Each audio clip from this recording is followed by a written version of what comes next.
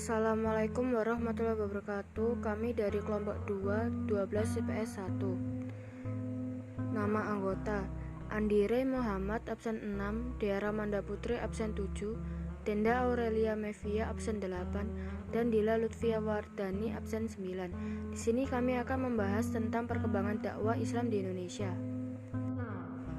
Perkembangan dakwah Islam di Nusantara. Masuknya agama Islam ke Nusantara sudah kita ketahui adanya beberapa teori. Berdasarkan bukti-bukti yang ada, teori Mekah cukup meyakinkan untuk dipilih, yaitu bahwa agama Islam sudah masuk ke wilayah Nusantara dari abad ke-1 Hijriah atau ke-7 Masehi. Namun saat itu perkembangannya masih belum pesat dan meluas. Pada abad-abad selanjutnya baru terjadi perkembangan lebih pesat, terutama setelah abad ke-7 Hijriah atau ke-13 Masehi. Lebih jelasnya pada uraian berikut. Perkembangan Islam di Sumatera. Tempat mula-mula masuknya Islam di Pulau Sumatera adalah di pantai barat Sumatera. Orang yang menyebarkan Islam di daerah ini adalah Abdullah Arif. Ia adalah seorang mubalik dari Arab. Dengan misi penyebarannya dengan berdakwah dan berdagang. Dengan kesopanan dan keramahannya, penduduk Pasai sangat terkesan. Akhirnya mereka menyatakan diri masuk Islam. Setelah agama Islam berkembang di Pasai, dengan cepat tersebar pulau ke Pariman, Sumatera Barat. Penyiaran agama Islam dilakukan secara pelan-pelan dan bertahap, sebab adat di sana sangat kuat. Dengan arif dan bijaksana, para mubalik dapat memberikan pengertian pada masyarakat, dan akhirnya masyarakat dapat menerima dengan baik agama Islam. Perkembangan dakwah Islam di Kalimantan.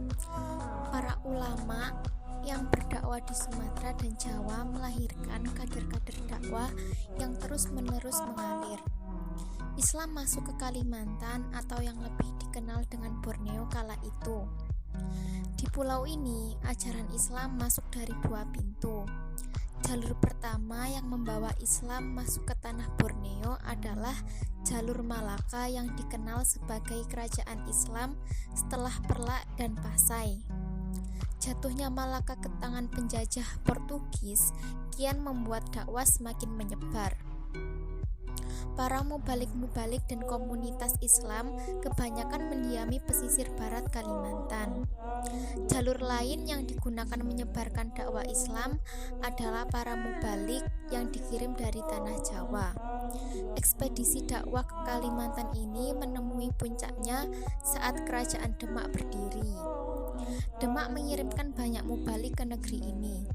Perjalanan dakwah pula yang akhirnya melahirkan kerajaan Islam Banjar dengan ulama-ulamanya yang besar. Salah satunya adalah Syekh Muhammad Arsyad Al-Banjari. Di Kalimantan Selatan, terutama sejak abad ke-14 sampai awal abad ke-16, yakni sebelum terbentuknya kerajaan Banjar yang berorientasikan Islam, telah terjadi proses pembentukan negara dalam dua fase. Fase pertama yang disebut negara suku yang diwakili oleh negara Nansarunai milik Oran Manyan. Fase kedua adalah negara awal yang diwakili oleh negara Dipa dan negara Daha. Terbentuknya negara Dipa dan negara Daha menandai zaman klasik di Kalimantan Selatan. Negara Daha akhirnya lenyap seiring dengan terjadinya pergolakan istana, sementara Islam mulai masuk dan berkembang di samping kepercayaan lama. Zaman baru ditandai dengan lenyapnya kerajaan negara Daha beralih ke periode negara kerajaan. Dengan lahirnya kerajaan baru, yaitu kerajaan Banjar pada tahun 1526 yang menjadikan Islam sebagai dasar dan agama resmi kerajaan. Zaman keemasan kerajaan Banjar terjadi pada abad ke-17 hingga abad ke-18.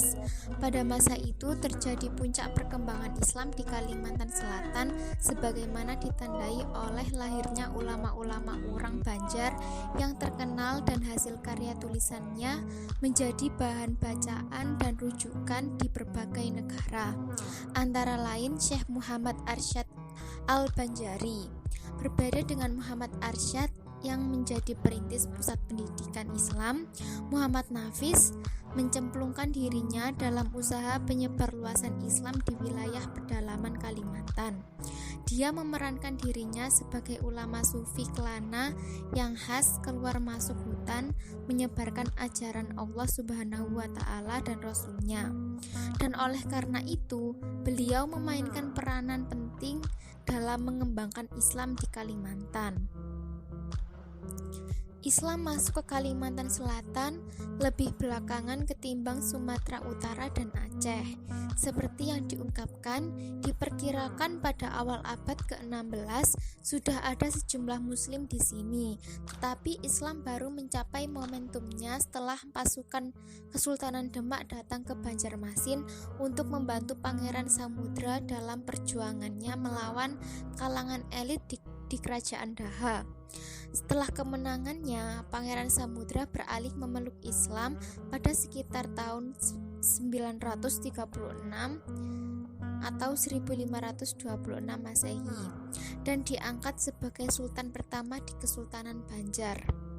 Namun demikian, kaum muslimin hanya merupakan kelompok minoritas di kalangan penduduk. Para pemeluk Islam umumnya hanya terbatas pada orang-orang Melayu saja. Muhammad Nafis dan Muhammad Arsyad Al-Banjari merupakan tokoh penting dalam proses Islamisasi di Kalimantan. Dua orang ini pula yang memperkenalkan gagasan-gagasan keagamaan baru di Kalimantan Selatan. Pengembangan Islam di Kutai dilakukan oleh dua orang muslim dari Makassar yang bernama Tuan Ribandang dan Tuan Tunggang Parangan. Dengan cepat Islam berkembang di Kutai, termasuk Raja Mahkota yang memeluk Islam. Kemudian pengembangan Islam dilanjutkan ke daerah-daerah pedalaman pada pemerintahan Aji di Langgar. Pada tahun 1550 Masehi, di Sukadana, Kalimantan Barat, telah berdiri kerajaan Islam. Ini berarti jauh sebelum tahun itu, rakyat telah memeluk agama Islam. Adapun yang mengislamkan daerah Sukadana adalah orang Arab Islam yang datang dari Sriwijaya. Di Sukadana, sultan yang masuk Islam adalah Panembahan Giri Kusuma dan Sultan Hamad Saifuddin. Perkembangan dakwah Islam di Jawa. Awal mula penyebaran agama Islam di Pulau Jawa selalu diidentikan dengan peran Wali Songo. Oleh mereka, agama Islam diajarkan kepada seluruh lapisan masyarakat Jawa yang saat itu menganut ajaran Hindu dan Buddha. Namun sebelum era Wali Songo, dakwah Islam sebenarnya telah dimulai oleh Syekh Subakir. Syekh Subakir merupakan seorang ulama dari Persia yang diutus ke tanah Jawa dalam rangka menyebarkan ajaran Islam. Dia sendiri diutus oleh Sultan Muhammad I dari Kekaisaran Ottoman di Turki pada tahun 1404 Masehi. Tak sendiri, Syekh Subakir bersama sang paman yang juga merupakan generasi awal Wali Songo, Maulana Malik Ibrahim, yang kemudian dikenal dengan nama Sunan Gresik. Syekh Subakir membawa batu hitam yang dipasang di Seantero, Nusantara sebagai benda yang diyakini memiliki kekuatan magis positif. Di tanah Jawa, batu tersebut konon ditancapkan di tengah-tengah Pulau Jawa, yakni di Gunung Tidar, Magelang, Jawa Tengah. Batu hitam yang memiliki energi positif untuk menghalau kekuatan gaib di tanah Jawa tersebut membuat jin lembut dan makhluk gaib lainnya bergejolak melawan kekuatan dari Syekh Subakir. Pertempuran kekuatan gaib tersebut akhirnya dimenangkan oleh Syekh Subakir. Keberhasilan Syekh Subakir membuatnya menjadi sangat terkenal di Nusantara saat itu. Imbasnya, masyarakat begitu fanatik terhadapnya dan seolah menuhankan beliau. Atas dasar itu pula, Syekh Subakir akhirnya memutuskan untuk kembali ke Persia pada tahun 1462 Masehi. Kepulangan Syekh Subakir dimaksudkan untuk mengembalikan ketauhidan masyarakat Jawa agar tidak terlalu fanatik terhadapnya. Beberapa tahun setelah pulang, Syekh Subakir wafat. Estafet dakwah Islam di Nusantara lalu dilanjutkan oleh Wali Songo. Perkembangan dakwah Islam di Sulawesi.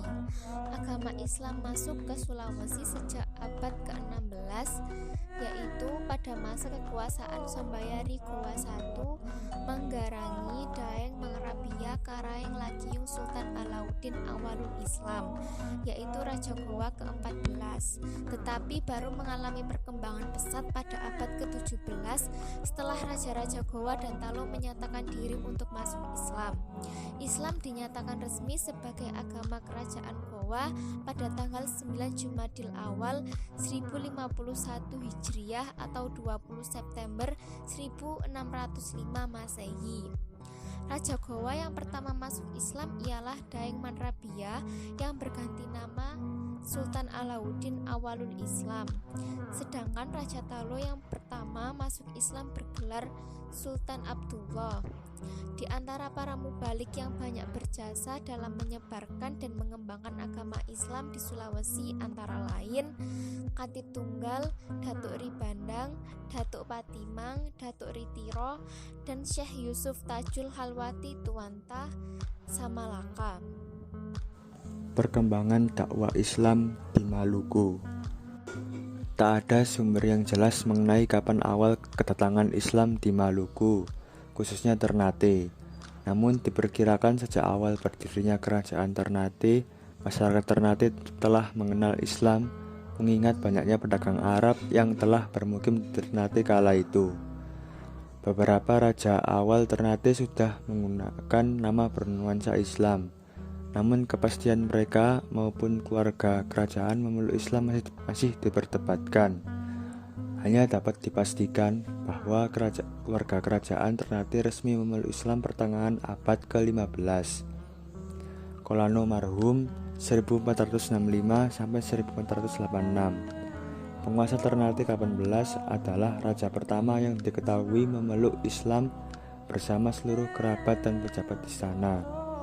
Pengganti Kolano marhum adalah putranya, Zainal Abidin, 1486 sampai 1500. Beberapa langkah yang diambil Sultan Zainal Abidin adalah meninggalkan gelar Kolano dan menggantinya dengan Sultan.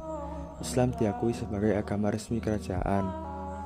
Syariat Islam diberlakukan membentuk lembaga kerajaan sesuai hukum Islam dengan melibatkan para ulama.